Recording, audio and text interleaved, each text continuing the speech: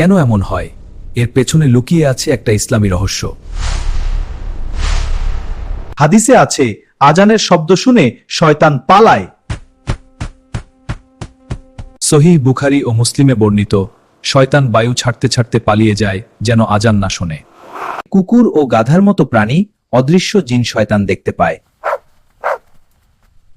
তারা শয়তানকে ছুটতে দেখে ভয়ে বা সতর্ক করতে ডেকে ওঠে।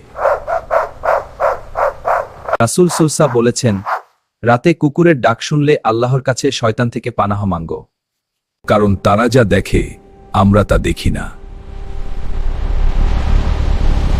তাই আজানের সময় কুকুরের ডাক আসলে অদৃশ্য যুদ্ধের সাক্ষী।